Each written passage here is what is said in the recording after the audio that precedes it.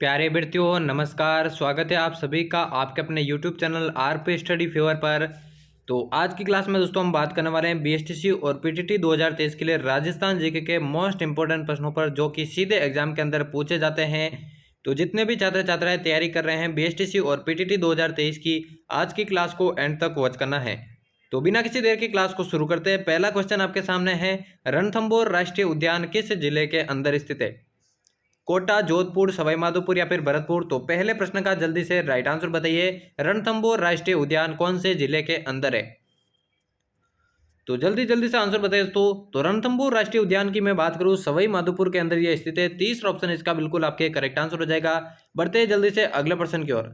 अगला पूछा गया दोस्तों, राजस्थान में कुल कितने पशु मेले लगते हैं? 40, 70, 60 या फिर 50? राजस्थान में टोटल कितने पशु मेले लगते हैं आपको बताना है। तो राइट आंसर बताइए इसका क्या हो जाएगा। तो राइट आंसर की बात करूं, राजस्थान में टोटल दोस्तों 50 पशु मेले लगते हैं। चौथा ऑप्शन इसका बिल्कुल करेक्ट आंसर हो जाएगा। चलिए बढ़ते हैं अगले प्रश्न की ओर। अगला पूछा गया है, अजरक प्रिंट कहाँ की प्रसिद्ध है? जयपुर, बाड़मेर, चित्तौड़ या फिर अजमेर? आंसर बताइए जल्दी से। अजरक प्रिंट की बात हो रही है, कहाँ की यह प्रसिद्ध है? इंपॉर्टेंट प्रश्न है, परीक्षा के अंदर पूछा जाता है। राइट आंसर बताइए जल्दी से। अजरक प्रिंट दोस्तों राइट आंसर की मैं बात करूं, बिल्कुल आपके बाड़मेर की प्रसिद्ध है। दूसरा ऑप्शन इसका करेक्ट आंसर हो जाएगा। सभी को क्लास को दोस्तों साथ साथ में आंसर बताते रहना है कमेंट बॉक्स में, ताकि आपको अपनी तैयारी का पता लग सके। अगला पूछा गया दोस्तों, नरेगा का प्रारंभ कब हुआ था? नरेगा का जो प्रारंभ है दोस्तों कब हुआ था? 2008 में, 2004 में, 2010 में या फिर 2006 में? जो नरेगा योजना है दोस्तों उसका प्रारंभ कब हुआ था आपको बताना है, जल्दी से बताइए। तो उसके प्रारंभ की मैं बात करूं 2006 में हुआ था दोस्तों। चौथा ऑप्शन इसका बिल्कुल आपके करेक्ट आंसर हो जाएगा। बढ़ते जल्दी से अगला प्रश्न की ओर। अगला पूछा गया है, एक ही आंदोलन की शुरुआत किसने की थी? मोतीलाल तेजावत ने, गोपाल सिंह ने, गोविंद गुरु ने या फिर दयानंद सरस्वती ने? आंसर बताइए इसका। एक ही आंदोलन की शुरुआत किसने की थी आपको बताना है। इंपॉर्टेंट प्रश्न है, परीक्षा के अंदर पूछा गया है और आने वाले एग्जाम्स के लिए भी महत्वपूर्ण है। एक ही आंदोलन की मैं बात करूं दोस्तों, मोतीलाल तेजावत ने इसकी शुरुआत की थी। पहला ही ऑप्शन इसका बिल्कुल आपके करेक्ट आंसर हो जाएगा। बढ़ते अगले प्रश्न की ओर। अगला पूछा गया, चेतावनी सुंगटिया नामक सोरठा किसने लिखे थे? मोतीलाल तेजावत ने, केसरी सिंह बारट ने, प्रताप सिंह बारट ने या फिर दयानंद सरस्वती ने? आंसर बताइए इसका। चेतावनी चुंगटिया किसने रचना लिखी थी ये? तो बिल्कुल दोस्तों केसरी सिंह बारट की यह रचना है। दूसरा ऑप्शन इसका करेक्ट आंसर हो जाएगा।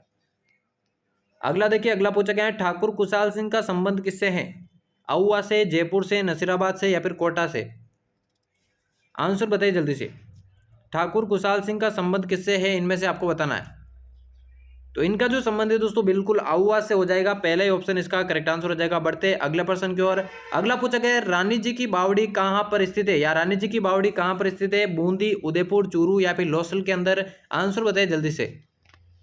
रानी जी की बावड़ी एग्जाम के अंदर बहुत पूछा गया प्रश्न, तो करेक्ट आंसर बताइए क्या हो जाएगा। रानी जी की बावड़ी कहाँ पर स्थित है?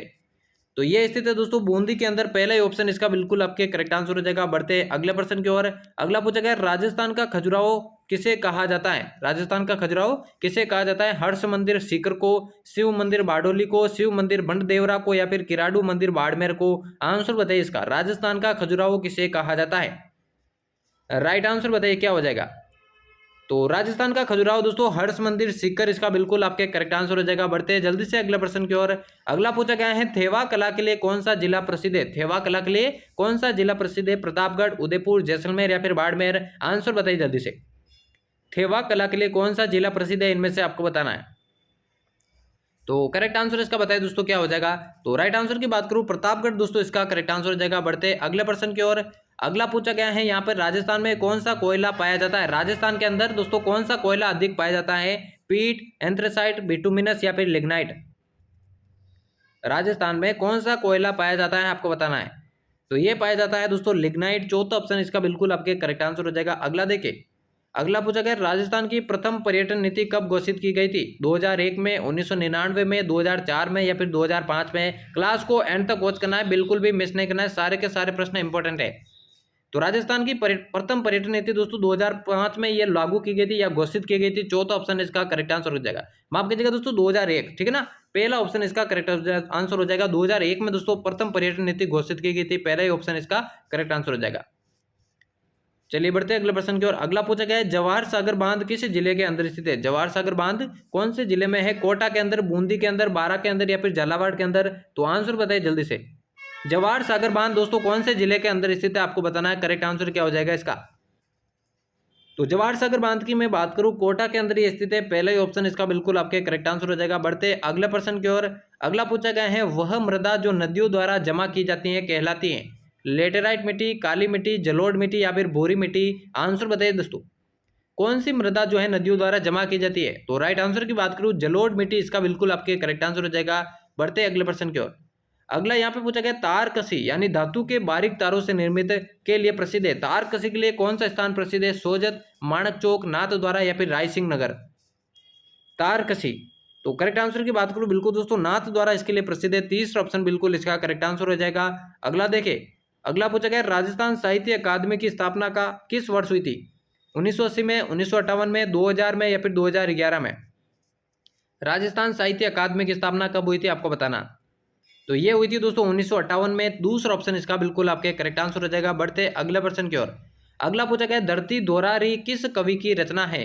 रामधारी सिंह दिनकर, सोहनलाल द्विवेदी, कन्हैयालाल सेठिया या फिर सूर्यमल मिश्रण? आंसर बताइए जल्दी से। धरती दोहरारी कौन से कवि की रचना है आपको बताना है। इंपॉर्टेंट है, परीक्षा के अंदर पूछा जाता है। तो ये है दोस्तों कन्हैयालाल सेठिया की रचना। तीसरा ऑप्शन इसका करेक्ट आंसर हो जाएगा। अगला देखें। अगला यहाँ पे पूछा गया राजस्थान स्थापना दिवस कब मनाया जाता है?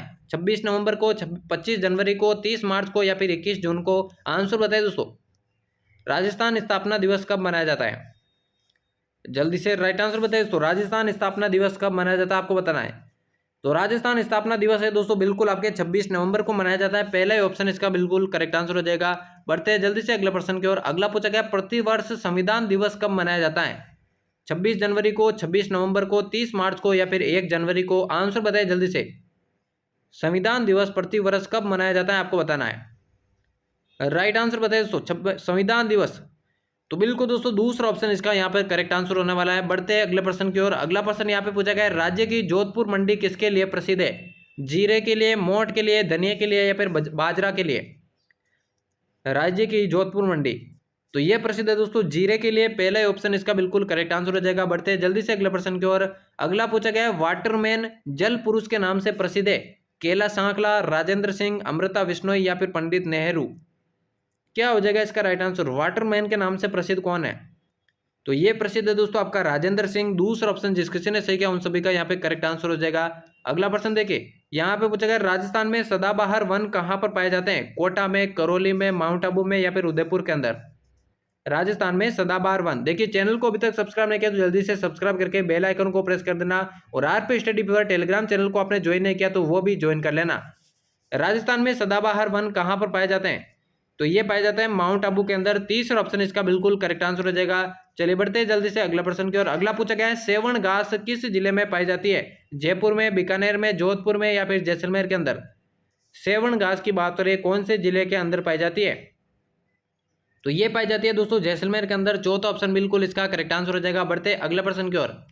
अगला पूछा गया विश्नोई संप्रदाय के प्रवर्तक कौन थे? दादू दयाल, जसनाथ जी, जाम्बोजी या फिर श्रीनाथ जी? विश्नोई संप्रदाय के प्रवर्तक कौन थे आपको बताना है। इंपॉर्टेंट है परीक्षा के दृष्टि से। तो इसके प्रवर्तक दोस्तों बिल्कुल जाम्बोजी इसका करेक्ट आंसर हो जाएगा। चलिए बढ़ते हैं जल्दी से अगले प्रश्न की ओर। और आज के महत्वपूर्ण प्रश्नों की क्लास का ये होने वाला है अंतिम प्रश्न। पूछा गया है खाटू श्याम जी का मंदिर किस जिले में है? सीकर में, जैसलमेर में, उदयपुर में या फिर डूंगरपुर के अंदर? कहाँ पर होगा खाटू श्याम जी का मंदिर? तो खाटू श्याम जी के मंदिर की मैं बात करूँ सीकर के अंदर है दोस्तों। पहला ही ऑप्शन बिल्कुल करेक्ट आंसर हो जाएगा। तो यहाँ पर हमारे बीएसटीसी और पीटीटी 2023 के लिए राजस्थान जीके के मोस्ट इंपोर्टेंट प्रश्नों की क्लास समाप्त होती है। उम्मीद करता हूँ आज की क्लास आपको पसंद आई होगी। चैनल पर इसी तरह की और क्लासेस पाने के लिए चैनल को सब्सक्राइब कर देना। तो मिलते हैं किसी और नई क्लास में, तब तक लेते हैं अलविदा। धन्यवाद।